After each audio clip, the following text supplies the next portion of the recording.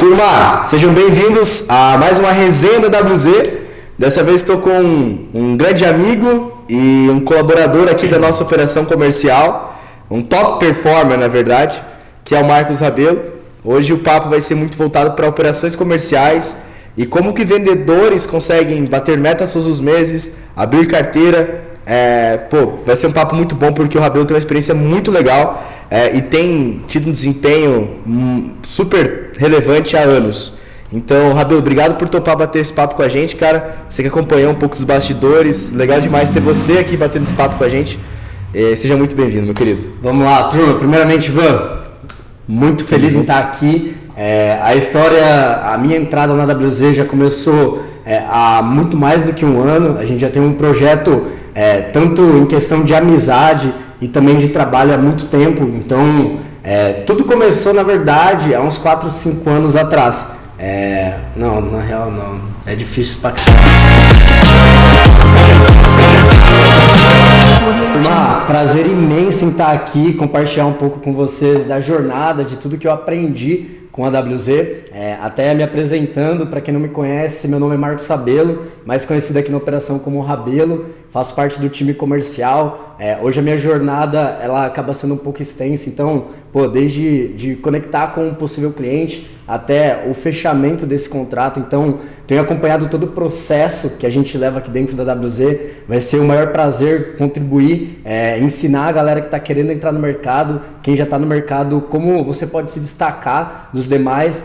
Querendo ou não, eu passei por algumas operações muito importantes que me trouxeram essa visão de vida, né? Essa visão de como ser produtivo dentro de um ambiente de trabalho. Então vai ser um prazer contar aí com vocês. Show de bola, meu querido. Vambora. Tô mais do que ansioso para te ouvir e poder trocar essa ideia aí que vai ser insana. Bom, vamos lá. Marcos, pra gente começar, cara, deixa eu também apresentar para todo mundo. Eu sou Ivan, responsável pela operação comercial aqui na WZ. E no dia a dia eu tô sempre trocando ideia, tanto com o Rabelo quanto com as pessoas que fazem parte aqui da nossa operação. E eu vejo que tem muita coisa que a gente faz aqui, né, Rabelo? E que a gente tem feito, principalmente, que pode ajudar muito empresas que vivem da mesma realidade que a nossa, que é vender para crescer, que é crescer para continuar crescendo. Com certeza. Aumentar faturamento, gerar caixa, coisas que empresários passam no dia a dia.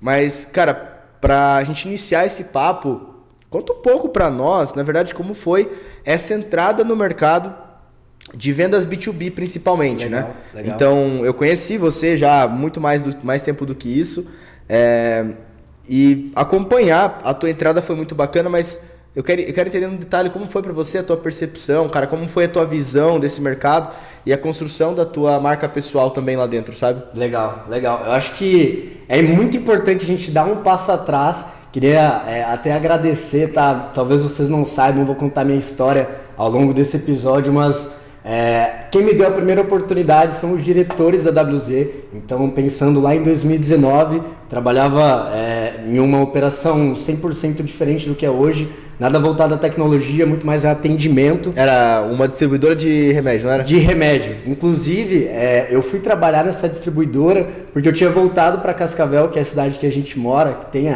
a sede da WZ. E aí, quando eu voltei, precisava de um trabalho, acabei entrando. Mas aí foi uma grande virada de chave. Querendo ou não, eu estava entrando no mundo de vendas, por mais que eu cuidasse do faturamento, mas eu estava conseguindo conquistar alguns clientes. Então, comecei a criar uma carteira de clientes. Não era nada de venda complexa, era muito mais de tirar pedido, entender um pouco das necessidades que os clientes procuravam dentro das lojas, das farmácias. E aí foi a primeira jornada, né? Então, eu tinha, em média ali, uns 20, 19 anos, por aí. Nossa, falei merda, mano. Tinha bem menos. Menos, 17, né? Na verdade, eu tinha mais ou menos ali uns 17, 18 anos. Então, querendo ou não, era uma pessoa que eu já tive uma experiência antes, mas foi dentro do escritório... Nossa, tô falando merda. E dentro dessa operação, Ivan, de estar olhando para o faturamento, olhando um pouco para vendas, surgiu uma grande oportunidade, inclusive do seu irmão. Marcão, um abraço para ti, cara. Foi, assim, no momento certo. Para vocês que não conhecem, eu sou amigo do Ivan há muito tempo, muito tempo. Então a gente já seguia em rede social. O Marcão tava com uma operação que foi o GBGH, vou contar um pouco desse projeto também para vocês. E aí eu lembro que ele postou uma vaga no Instagram, por coincidência, falei, pô Marcão, como é que funciona? O que é isso? Já tinha uma curiosidade. Eu sempre fui uma pessoa muito ligada à tecnologia, então, querendo ou não, me chamava a atenção. Só um ponto, isso que você tá falando é insano, mas, cara, tem uma coisa que eu nunca vou esquecer, e acho que isso é muito relevante de contar aqui.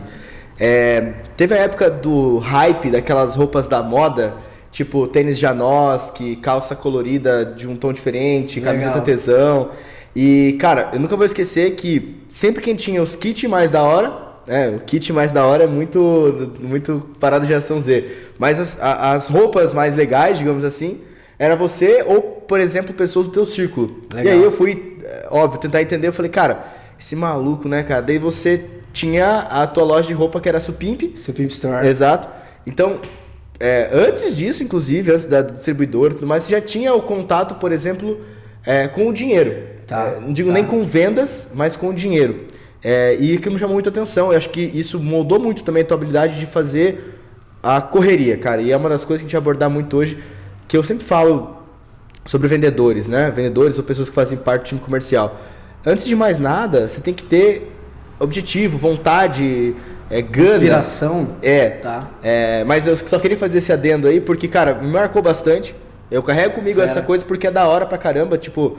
eu lembro que foi uma parada muito legal, a construção ali da tua marca e tudo mais. E isso era novinho, tinha o quê? 15 anos? Cara, na verdade eu tinha uns 14, 15 anos. Isso aí é muito louco. Inclusive, talvez boa parte da minha personalidade hoje foi gerada por essa experiência que eu tive. Então, dentro de casa sempre tive muita estrutura, não era uma pessoa rica, mas nunca faltou nada dentro de casa. Mas a minha mãe sempre me ensinou, você tem que fazer por merecer, você tem que saber o valor das coisas que você compra. Então, a minha primeira experiência trabalhando, na verdade, foi dentro do salão da minha mãe. Então, ela tem um salão de beleza, eu cuidava da agenda, agendava ali os clientes que precisava, fazia o financeiro. E ganhava um catatalzinho. Ganhava, acho que R$400 na época. Não. Acho que foi meu primeiro salário, R$400. Inclusive, eu torrei em roupa. A loja aqui de Cascavel me conhecia, porque toda vez que pingava o salário, eu ia lá torrar em roupa. Que aí casa, inclusive, com a história da Supimp. Então, foi mais ou menos assim. Tudo começou no salão, então eu aprendi a lidar com o dinheiro, por mais que fosse pouco. Mas, cara, era meu catatalzinho, dava pra ir pro colégio. Molequinho, mano. Dava pra ir pro colégio, comer uns lanches e tudo mais, então, legal também. E aí, quando eu pensei, poxa, como que eu posso empreender? E é algo que eu gosto de acompanhar. Era o mundo de streetwear. Então, basicamente, eu via lançamentos, acompanhava, por exemplo, todos os drops que iam acontecer da Nike, que era uma marca que estava super em alta no momento. E aí, um ponto muito legal é que rolava muita grana por trás disso. Então, por exemplo, um tênis que hoje custa R$500 no lançamento, a galera comprava porque era super hypado, todo mundo queria, e revendia tipo R$3.000. Então, você tinha muita grana no mercado. E a galera pagava, porque o acesso era muito mais difícil do que hoje, né? Pagava. E assim, por mais que hoje existam, por exemplo, pessoas que pagam por exclusividade, naquela época era até maior, porque as peças eram mais limitadas, né? Então, por exemplo, hoje é muito fácil você achar uma pessoa com o Travis Scott, ficou muito acessível. Sim. Se você tiver um dinheiro, você compra. Sim. Antigamente não tinha par. Então, assim, quem tinha, colecionava ou vendia muito caro. Porra, era insano. É um mercado louco, né? E aí, foi muito louco porque, assim, como eu era entusiasta, comecei a me conectar com pessoas, inclusive pessoas que eu converso até hoje, que moravam em São Paulo. E São Paulo, para quem não sabe, tem muito mais lojas, por exemplo, da Nike, da Adidas, do que aqui em Cascavel. Então lá, se trocasse toda a estação, eles levavam para um outlet. E aí desse outlet eu conseguia pegar a peça muito barato. Interrompendo aqui, mas essa parada é legal. Então você tinha um intermediário, o cara comprava o produto para você e mandava para Cascavel? Perfeito. Às vezes eu já fazia uma espécie de drop, na verdade, né? Eu comprava com o cara e ele enviava direto pro meu cliente. Porque aí eu não vendia só Cascavel, eu vendia nível Brasil. Então, tem um cara de Curitiba que quer comprar, eu enviava para lá. Tinha oportunidade de ganhar um dinheirinho que fosse, era para lá. Eu lembro assim que uma margem que eu estipulava era ganhar pelo menos R$150 em cada peça. Pode crer. Então, naquela época eu ganhava um salário de 400, 300 e pouquinhos reais. Se eu vendesse 2 tênis, pagava um outro salário. Então já era uma forma de de alavancando a banca, digamos assim. E a ideia era, essa grana você ganhava pra você comprar outras paradas. Não, assim, dentro de casa não tinha que pagar nada, minha mãe nunca me cobrou Sim. isso, era tipo assim, pra luxo. Então, como eu era uma pessoa que acompanhava a cena, eu gostava de coisa um pouco mais cara, então coisa de marca e tudo mais. Tinha que fazer E aí grana minha pra grana comprar. era pra torrar. Tanto que a minha mãe até falava, pô, você é um centopeia, cara, de tanto tênis que tu tem. Então, foi mais ou menos isso. Torrei todo o meu dinheiro em roupa, tá, turma?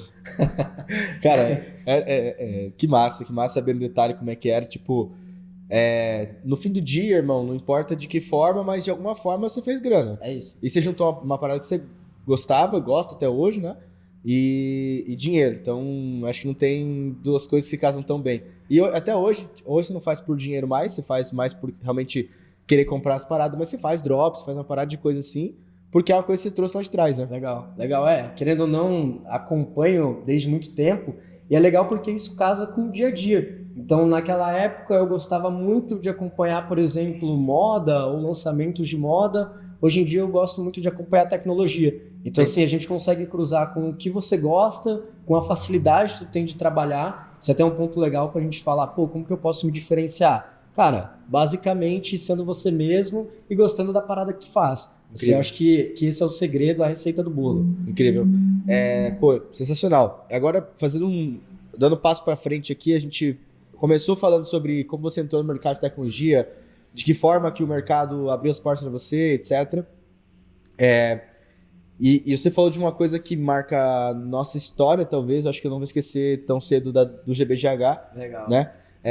Que foi um projeto que aconteceu na verdade, o projeto GBGH ele começou em 2020 e ele acabou, digamos assim, nunca vai acabar, mas ele acabou mais ou menos na metade de 2022, né? Legal. O que é legal, cara, e casa também com um pouco dessa nova geração, digamos assim, de vendedores, sabe? Que é uma coisa que estou acompanhando bastante e depois eu quero também tratar com você. Mas, na época, a nossa idade média, né, a faixa de idade média, por exemplo, da operação, era de 24 anos. Não, era bizarro. 24 porque tinha uns velhinhos que puxavam pra cima, tá? Que a turma era novinha e fazia barulho, velho. Tinha, cara. Tinha o Vinão, que era o mais velho, e tinha o Marcos, que era o segundo. De resto, eu acho que não passava de 22, cara. Se eu não me engano, eu tinha recém feito 18 ou eu ia fazer 18 anos, alguma coisa assim. Então, assim, todo mundo meio porra louca, meio sem maturidade, mas a gente fez a parada acontecer. Até é legal, Ivan, conta pra eles o porquê do GBGH, qual que era a explicação do nome, o que significa GBGH? Cara, a gente leva assassina até hoje, assassina, né? Até hoje, na verdade. Mas é uma coisa que é uma realidade. Basicamente, GBGH se resume a go big or go home. Ou você vai com tudo, vai pra cima, ou tu vai pra casa. E, cara, a gente literalmente vivia isso na pele, né? A gente entrava de manhã e saía à noite, tipo, com esse pensamento. Cara, ou eu vou fazer a parada acontecer, ou não tenho porque tá aqui. Sim. Né? E ninguém precisava falar isso pra você. Era uma coisa natural. Todo mundo sentia isso, né? Tipo, cara, ou essa porra aqui vai deslanchar, ou eu vou pra casa e vou caçar outra coisa pra fazer. Tanto é que nós não tivemos nenhum turnover durante esse período. Ninguém pediu demissão ou se demitiu do GBGH durante esse período. É bizarro falar sobre essa época, rapaziada, até pra vocês entenderem, tá? Querendo ou não, a gente tava em o quê? Mais ou menos 10 pessoas que Eram 11 pessoas no total. 11 pessoas? 11 pessoas tiveram um entrosamento fora da curva. Então, assim... Todos amigos até hoje? Todos os amigos até hoje, inclusive. E boa parte dessa galera continua no mundo de tecnologia, tá? Isso é legal, um ponto importante de colocar na história. Muitos deles, na verdade, acho que talvez todos, tirando o Marcão, não trabalhavam no mundo de tecnologia, né? Acho que todos, o Júnior também não, o Marezana, né? Mas acho que todos eles não trabalhavam no mercado. Então foi a primeira oportunidade no mercado de tecnologia. Verdade, é verdade. Inclusive a minha, né? Não posso deixar de agradecer. Mas era justamente isso. Então, todo mundo entrosado, a gente ia com a cabeça pro trabalho, pro escritório. Pô, vai ser mais um dia que eu vou aprender muita coisa, que eu vou desenvolver muito, que eu vou afiar o machado. E era realmente isso. Então, a gente estava lá, querendo ou não, trabalhando, mas estava em uma resenha com a galera, então se tornava leve. Exato.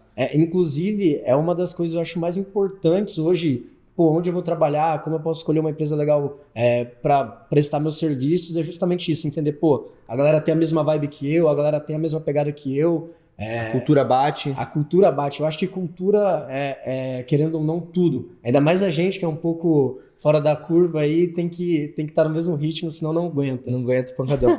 Mas, cara, legal, pô, muito massa ouvir também de você como foi a experiência com o GBGH, a gente compartilha de uma opinião muito semelhante. Talvez todo mundo que passou pelo GBGH compartilhe dessa mesma opinião. Mas assim, deixa eu pular um pouco as etapas aqui, avançar um pouco no tempo, vamos lá. Como que, na tua visão, Rabelo, esse passado, né, essa história, digamos assim, essa experiência, melhor dizendo, moldou o vendedor que você é hoje? Legal. Só para vocês entenderem, tá? A gente tá falando aqui com um vendedor que ajudou a WZ a crescer entre 30% a 40% de faturamento, apenas ele, tá? Nos últimos 10 meses. 11 meses esse mês, um ano no próximo mês. Nos últimos 10, 11 meses.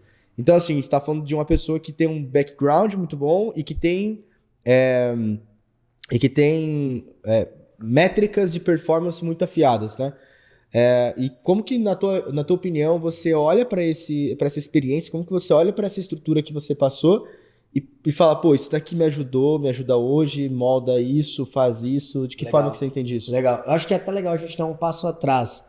Quando eu recebi o convite para ir conhecer a operação do GBGH, eu não sabia mal e mal conversar. Quem diria pegar num telefone para prospectar, convencer alguém a comprar algo? Pô, eu querendo ou não estava no mundo de vendas, mas era uma venda fácil, não era nada complexo, pô, não tinha que conversar com 1000 setores dentro de uma empresa, com 1000 pessoas, entender o tempo de compra deles. Então, assim, foi um grande desafio pegar o telefone, até para que vocês entendam, eu entrei na cadeira de pré-vendas, então quem fazia os primeiros contatos, gerava ali uma oportunidade e passava para a galera que já estava na posição de AE. Então, querendo ou não, foi uma experiência, foi uma maturidade criada do zero, querendo ou não. Sim. Eu fui uma pessoa que eu consegui me moldar onde eu passei e pegar as coisas boas. Igual no GBGH, a gente tinha uma operação grande, então era muita gente prospectando e eu começava a analisar o que cada um fazia de bom.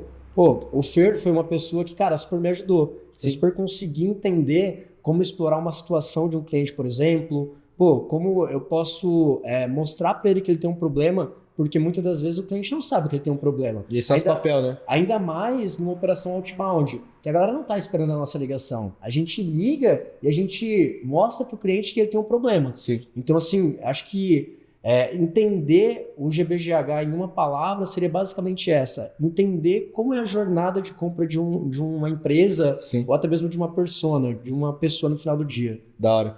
Então, a primeira percepção que você tem é, cara, entender a esteira comercial, digamos assim. A esteira comercial, vai. Tipo assim, o beabá.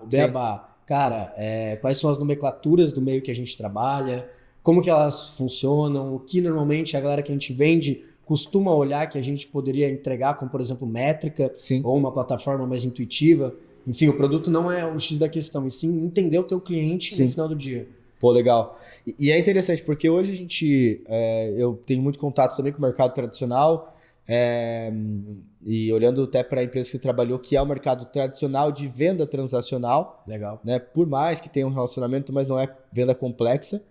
E é difícil a gente pegar empresas ou pessoas que realmente exploram esse tipo de coisa. Não estou falando da bolha de tecnologia, porque na bolha de tecnologia isso é muito normal, né? Mas fora do mercado, é difícil você conversar com pessoas que queiram te vender algo tentando entender qual a tua situação, teu problema. Sim. Eles querem te empurrar um produto, um serviço. Tchau. Exato. Entendeu? E, pô, a gente tá falando geralmente de commodity. Se você for na banca do lado, você vai encontrar algo semelhante. Então é difícil. Mas legal entender que o GBGH te ajudou a dar os primeiros passos para esse mercado. Legal. Como você falou, entender o que é um Sprint Selling, entender o que é um SDR, um BDR, um LDR, um AE, entender como que o mercado se comporta. Isso, para mim, realmente também foi um divisor de águas lá que eu aprendi essa questão. Depois do GBGH, a gente teve uma experiência também... uma empresa... Importante ressaltar, tá? Quando eu entrei no GBGH, eu não sabia que se eu queria aquilo mesmo. Por mais que eu gostasse de tecnologia, eu não sabia.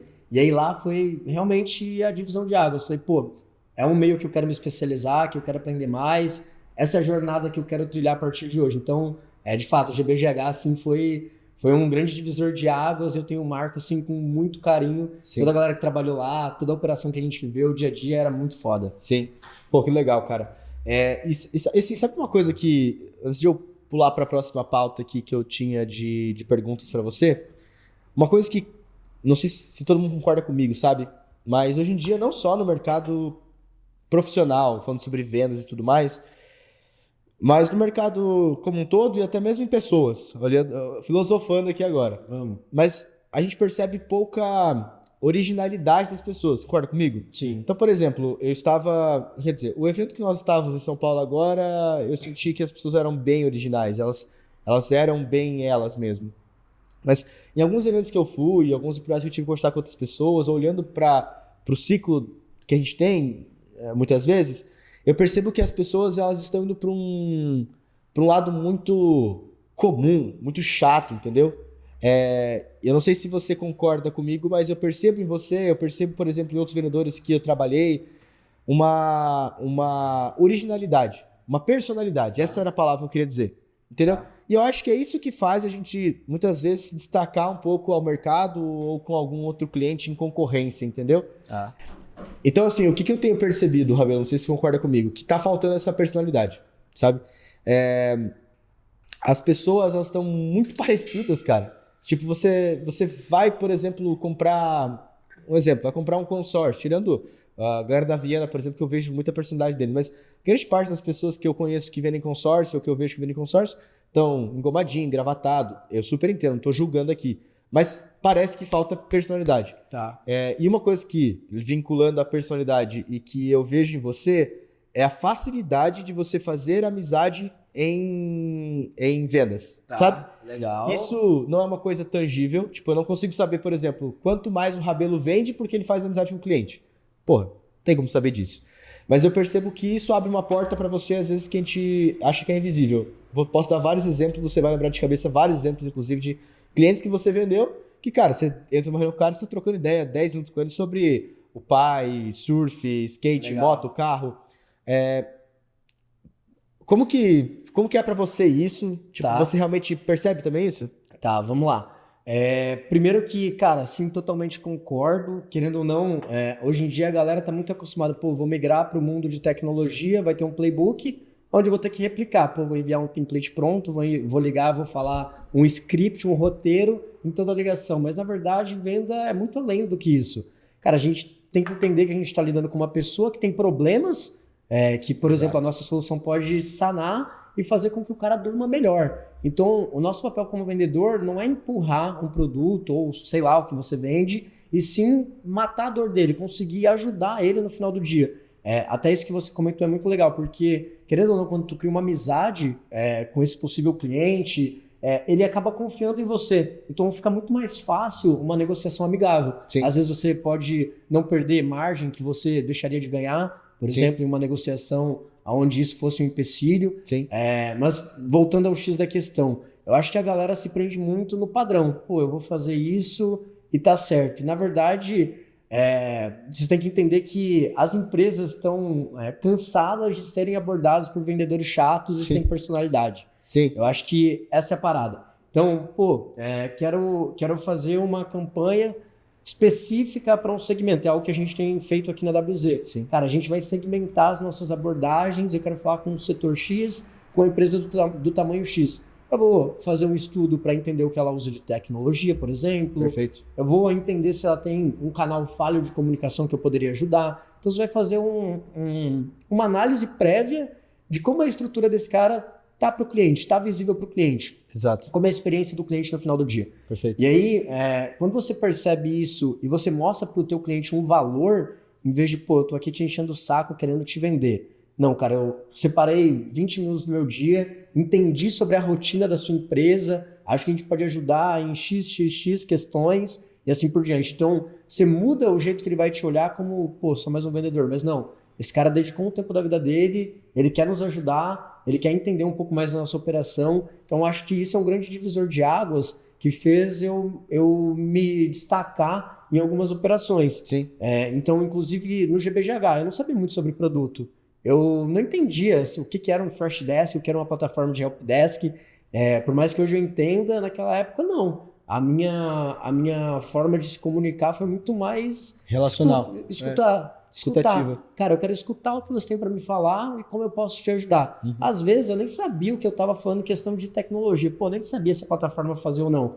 Mas eu conseguia conquistar aquele cliente. Então ele confiava em mim e muitas das vezes não era aquela reunião empurrada. Sim. Para a galera que está em pré-vendas, eu sei que é complicado, às vezes tem que empurrar uma reuniãozinha ou outra, mas isso faz com que ele queira que você converse com ele. Exato. Ele vai parar 1 hora da agenda dele, pô, eu quero ouvir esse cara, o que ele pode fazer por mim, pela minha empresa. Sim. Então acho que aí tá o pulo do gato.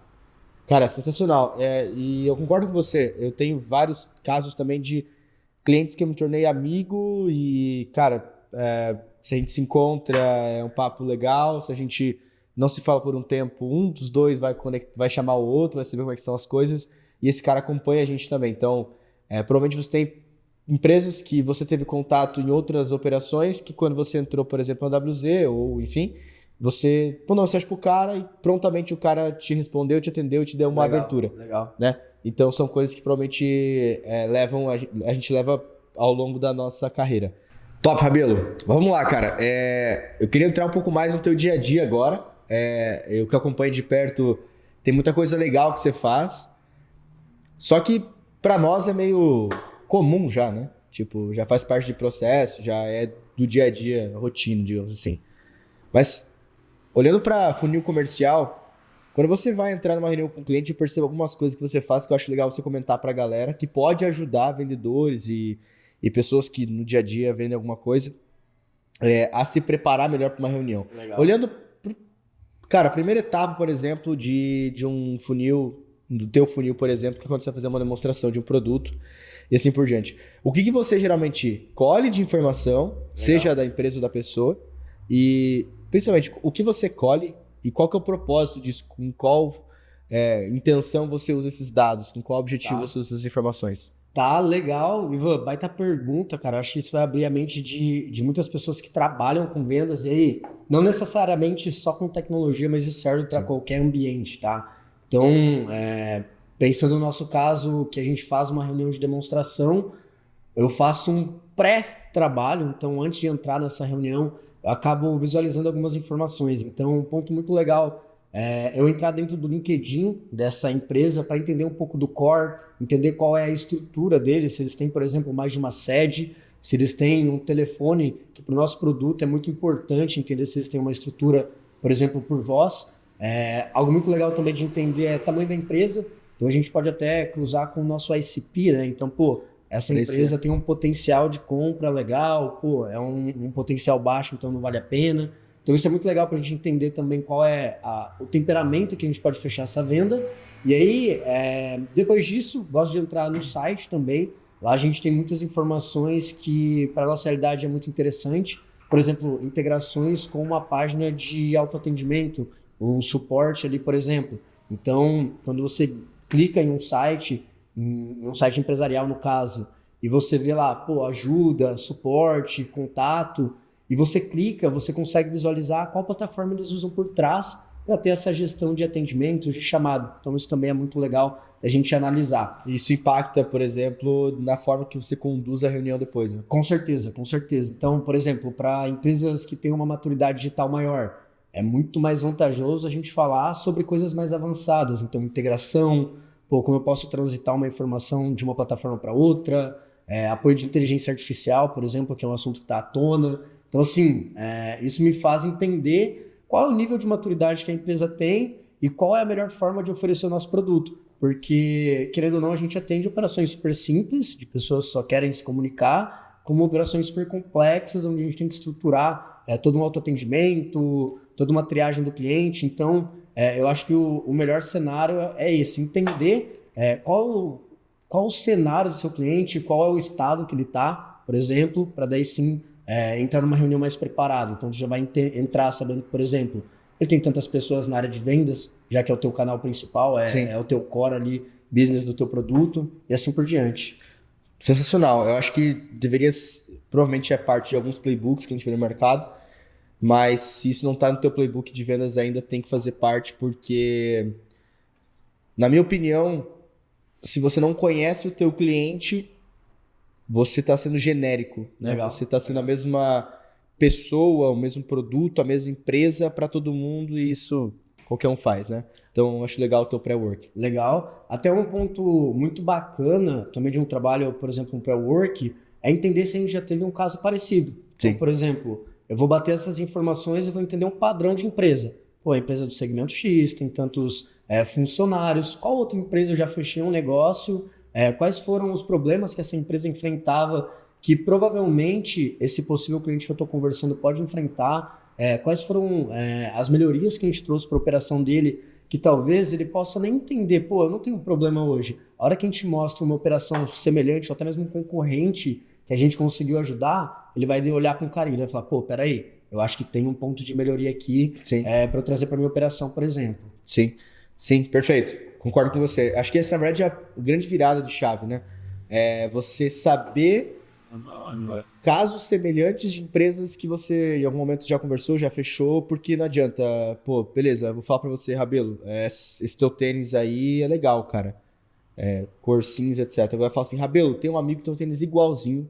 E vou te falar, ele foi reconhecido, por exemplo, numa festa porque todo mundo queria um tênis igual ao dele. Legal. Tornou um cara popular. Legal. Então, é muito uma narrativa, né? Exato, é uma narrativa, tem um contexto, tem uma tratativa diferente. Então, Legal. eu acho que é para esse o objetivo que você usa essas informações. Muito bacana. E deixa eu te perguntar, dentro de uma reunião, de novo, né? Você é um cara de personalidade, então você não segue um padrão para todas as reuniões, mas você tem, de fato, um norte.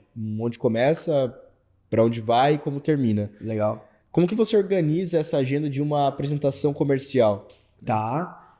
Isso é um ponto muito legal, inclusive foi um grande gatilho que eu virei recentemente, onde eu consegui entender, pô, como eu posso ser mais produtivo dentro da 1 hora que um diretor, que um CEO parou para nos ouvir. Sim. Então, qual a ideia? No começo da reunião, eu faço aquela quebra de gelo, então, pô, tento entender algum ponto em comum, inclusive no pré-work eu entro no perfil do cara, entendo o que ele gosta, que ele normalmente acompanha, também pode ser um quebra-gelo, pô, você entra na reunião, tu já não fica naquele clima tão ruim, tão monótono, travado, robótico, né? E aí você se torna amigo. Inclusive, boa parte da minha reunião ali nos primeiros 15 minutos é trocando ideia, entendendo como que ele tá, se tem alguma dor na operação que tá acontecendo no momento. E aí, logo em seguida, eu gosto de organizar a minha agenda. Então, nos primeiros 20 minutos, a partir desses 15 minutos, a gente vai olhar para a situação atual da tua operação, então tu vai me contar um pouco do teu dia a dia, como é a jornada do teu cliente. No segundo momento, a gente vai usar, por exemplo, 15, 20 minutos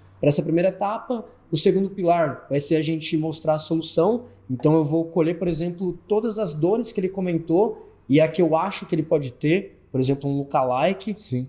E aí eu começo a mostrar meu produto, não de forma geral, mostrando assim, no caso desse cliente, nesse caso específico, o que vai ajudar ele. Exatamente. Então, eu não mostro produto geral, eu mostro funcionalidades que ele precisa. Sim. E aí isso encanta, querendo ou não, o cliente. E aí uma terceira etapa, que é já partindo para o final da reunião, eu gosto de entrar no mérito de preço. Então, inclusive, é um dos gatilhos que a gente usa para entender uma oportunidade. Então, pergunto se ele tem um orçamento, se ele, por exemplo, é o decisor, é ele quem toma a decisão de assinar o cheque, trocar a plataforma ou inserir essa plataforma.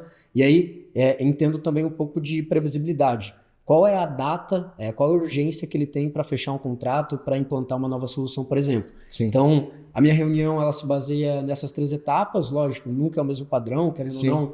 Pessoas diferentes, personalidade diferente, a gente que é vendedor tem que se adaptar um pouco à personalidade da pessoa. Eu acho que isso é um grande ponto, é você entender como o teu cliente está dançando para você dançar igual. Perfeito. Todo dia. Entendeu? Claro, claro. E, cara, isso é uma coisa legal, porque a gente discute bastante sobre isso no dia a dia e foi, inclusive, uma das tratativas que nós tivemos em algum one-on-one esse ano, não lembro agora. Cara, de fato, organiza essa agenda, porque, por exemplo, quem gosta, né, de entrar numa loja e aí a pessoa pega na tua mão e ela começa a rodar a loja. Sim. Putz, mas você nem perguntou pra mim o que você quer. Sim, né? sim. O que eu quero, quer dizer. Você nem perguntou pra mim pra que eu vou usar isso. Às vezes nem é pra mim, às vezes é pra outra pessoa. Dá de presente, por exemplo. Usando um caso de uso simples do dia a dia. Pô, beleza, eu vou lá digamos que eu vá na farmácia. Ao invés da farmacêutica perguntar pra mim qual dor eu tenho, ela pergunta pra mim, você quer um Buscopan, você quer Qualquer remédio genérico. um Benegripe? Cara, pô, sei lá, velho, você que é especialista aqui, entendeu? Sim. E o especialista precisa de insumo pra poder analisar. E aí que tá, cara. Quando a gente faz uma reunião, e gente, de verdade, Rabelo, parece que quando a gente tá na frente apenas de vendedor, a gente acha que não, a gente tá fazendo uma coisa que é comum no dia a dia. Sim. E dos meses pra cá eu me tornei a figura de comprador, né? Então eu tenho conhecido ferramentas, conhecido serviços, etc. E é isso, cara. Vou te falar quantas reuniões que eu fiz esse ano que eu entrei na reunião, o cara começou a destrinchar produto. Ou tipo, cara, faz umas 3 ou 4 perguntas e começa a falar. Sabe Só quando falar, você fica só com falar. sono numa reunião? É a pior coisa do mundo, né? Você não vai conseguir nem ter atenção, porque na verdade você nem tá falando sobre o que o cara quer ouvir. Então, Foda-se. pra ele vai entrar de uma orelha e vai sair por outra, ele provavelmente nunca mais vai te responder. Exato. Isso é até um ponto legal, e aí olhando de forma mais estratégica, mais de gestão mesmo. Quando a gente pensa, por exemplo, há quanto tempo esse cliente vai ficar dentro de casa? É um relacionamento que tem que criar com ele no ato da venda. Então, a primeira impressão que ele vai ter, a jornada dele não encerra no contrato assinado. Ali começa a jornada dele. Então, a gente garantir que ele tem um atendimento legal, que você tenha sinergia também com o jeito dele, é muito importante para garantir essa duração de longo prazo. Aumentar o LTV. Exato. Mas é o tipo de coisa que, de novo, é qualitativo, não quantitativo. Bizarro, né? Mas faz muita diferença, eu concordo com você. Muito bom, cara. Show. Sobre a tua reunião, sensacional. Acho que é mais ou menos isso que a galera tem que fazer. Quem não tá fazendo começa a olhar para esse lado. Sobre o pós-reunião, eu percebo que no final da reunião você fala, gosta disso, sobre preço, próximos passos, organiza uma próxima agenda, esse tipo de coisa. Mas quando você termina essa reunião, você combinou alguma coisa, como que essas informações que você colhe dessa pessoa são utilizadas nesses próximos passos? De que forma? Porque colher informação por colher informação, beleza, não muda nada, mas como que você usa ela no pós? Legal. Até uma dica para a galera que trabalha fazendo reunião é usar uma ferramenta que por trás capte as informações que estão acontecendo ali. Sim. Querendo ou não, tu pode até anotar, mas cara, informação vai, informação vem, vai passar batido e já era. Pode ser que seja uma informação importante, por exemplo, numa negociação. Então, num pós-reunião eu gosto muito de entrar nessa plataforma, inclusive o Elephant. Sim. É uma boa solução que a gente tem aqui dentro de casa no portfólio. E aí, o que ele me traz? Ele me traz toda a situação da reunião. Então, hoje a gente usa uma metodologia que é Spin Selling, então a gente consegue entender um pouco da situação do cliente. O próprio Elephant me traz um resumo com a situação, ele me traz o problema que o cliente está enfrentando, me traz a implicação que isso tem para a operação dele, e também... Puta, eu esqueci. Necessidade. Nossa, chapei. Chapou. Agora fodeu. Tá, e aí, com esses frameworks eu consigo entender como eu posso lidar... O que você está dando isso? Me concentrar de novo. Vai. É que eu sempre perco a atenção quando acontece uma coisa. Tá, beleza. E aí, quando eu capto essas informações... Ah, vai se fuder, velho. Deixa eu dar outro parecido, pegar algo. Pode. Vai, pode falar. E aí, por exemplo, quando eu consigo captar essas informações com essa plataforma, eu insiro tudo isso no CRM, né, que é a nossa plataforma de gestão, e aí eu já pré-defino tarefas que eu tenho que fazer. Então, os próximos passos. Como, por exemplo, enviar uma proposta... enviar um termo de serviço, envolver alguma outra área, algum outro setor que vá participar da contratação. E aí, então, eu já deixo tudo isso pré-definido, agendado, para que não esqueça de nada. Ah, velho. Você não pode olhar pra mim agora, deixa eu falar uma coisa antes. Continua. Nada. Tô olhando pra lá. Tô olhando pra lá, vai, continua. Falar o quê? Agora, sim. Você pré-define as próximas atividades. Eu vou perguntar pra você sobre POC. Pode continuar. Você me desconcentrou, cara. Vou fazer o quê, velho? Tá.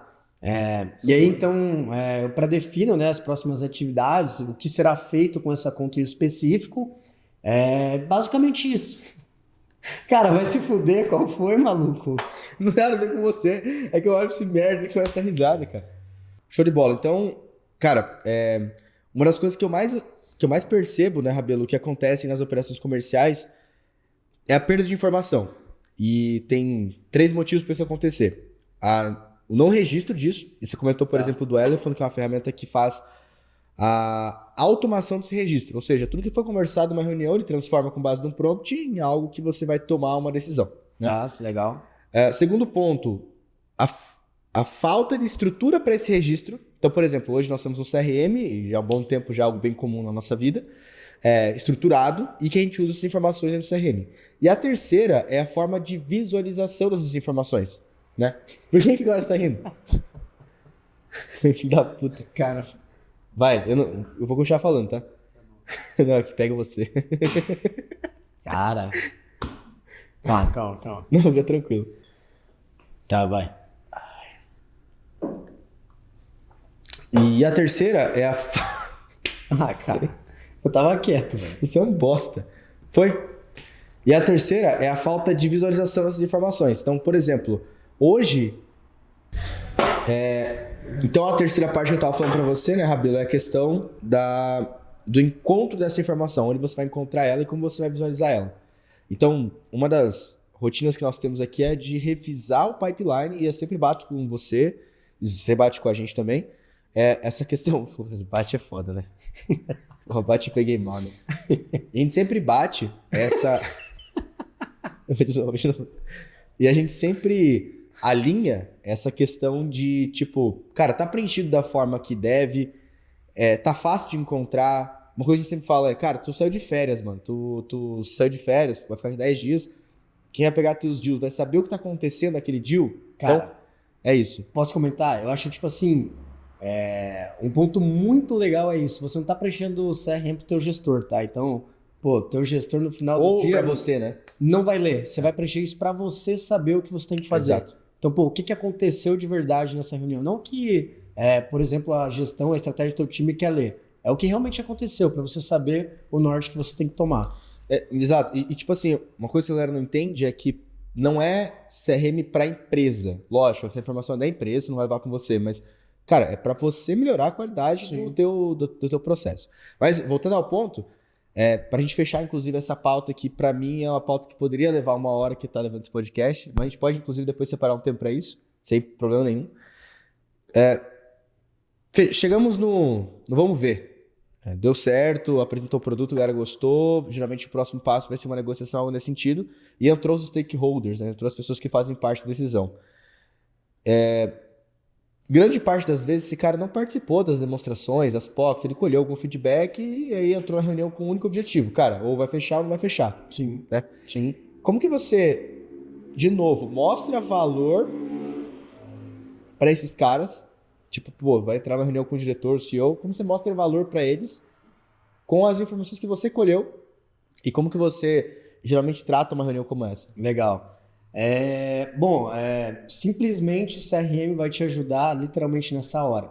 Então, no meio da reunião você já vai pré-agendar essa reunião com os decisores. Pô, chegou perto da reunião, o que você vai olhar? Cara, eu vou revisitar toda a situação que esse cliente está enfrentando, quais são os problemas que ele tem. Talvez a pessoa que decide é o diretor financeiro, então para ela não vai fazer tanto sentido falar sobre problema da operação, sem falar sobre redução de custo ou algo assim. Então você também tem que ficar atento com isso. ROI, etc. Mas, pô, o decisor é a pessoa que vai usar o meu produto. Cara, no primeiro instante da reunião, vai ter o quebra-gelo, claro, mas eu vou revisitar tudo que a gente já vem falando. Então, pô, toda a situação que ele tá, qual o impacto que se ele continuar nesse problema vai trazer para a operação dele. E aí, muitas das vezes, a gente acaba pensando pequeno. Então, poxa, se eu perder 1 minuto a cada interação, não é nada. Mas ao longo do dia, cara, tu perdeu 1 hora, tu tem uma equipe de 10 pessoas, tu perdeu 10 horas de operação. Então, é muito mais a gente mostrar como a gente pode ajudar e não levar isso como um valor, e sim o quanto ele vai investir para resolver a dor dele. Eu sempre gosto de usar o caso de farmácia, por exemplo, porque, cara, cheio de dor de cabeça custa R$15 o remédio. Se eu for embora sem o remédio, vou continuar com dor de cabeça. Perfeito. Ou seja, a resolução do meu problema custa R$15. Né? E beleza, ficar com dor de cabeça, por exemplo, durante a noite vai fazer com que eu perca 2 horas de sono, que vai fazer eu perder meu rendimento outro dia, e assim vai várias coisas. Né? Sim. Mas eu gosto disso, e eu gosto a forma com que você usa as informações que você colhe novamente, né? Cara, beleza, você colheu o Spin Selling. Tem muita gente que colhe o Spin Selling de novo para agradar gestor. Sim. Já fiz isso, tá? Imagina, já fiz isso. Imagina, eu também já fiz isso. Cara, não é para agradar gestor. Se tu vai colocar informação por colocar lá... Pô, melhor nem colocar no Nem coloca. Nem coloca. A forma com que você usa as informações que você colhe numa reunião dizem mais sobre o teu processo comercial do que da empresa. Sim, com certeza. Lógico, seguindo, obviamente, uma regra de negócio da empresa, mas mais sobre o teu processo comercial. Então, eu quis abordar o tema de reunião de negociação, de reunião de alinhamento para um fechamento, porque é um momento, cara, que muda o jogo. E concorda comigo, se a gente for revisitar as nossas taxas de conversão, de acordo com essas etapas de uma negociação, a gente percebe que numa reunião que nós temos um alinhamento de próximos passos, um alinhamento de uma proposta ou de um fechamento, nós temos uma conversão algumas vezes maior. Com certeza, é um dos pilares mais importantes da jornada da Exato. venda, essa parte final. Então, como que a gente vai mostrar o resultado final, o valor final e quanto isso vai custar para ele? Exatamente. Então, sempre é muito importante ter isso alinhado, você ter esse machado afiado também, porque, querendo ou não, às vezes tu vai entrar numa reunião de fechamento só para, tu vai ouvir um desconto, não sei o que lá. Não, pode até abrir o teu desconto, mas se você relembrar o teu cliente do porquê que ele está comprando de você, pode ser que você consiga ganhar até mais dinheiro, Sim. digamos assim. Exatamente. Exatamente, a gente vê isso na pele. Mas, cara, sensacional. Acho que eu até tava falando aqui, parece que passou voando, mano. Tipo, foi uma hora de conversa. Cara, a gente falou sobre muitas coisas aqui hoje. Pautas voltadas para vendas, tua história de vida, que foi muito legal, inclusive, voltar um pouco o tempo e lembrar como foi, essas coisas. Mas pra gente fechar aqui esse episódio de hoje, essa conversa sensacional, 1 hora de conversa que passou voando.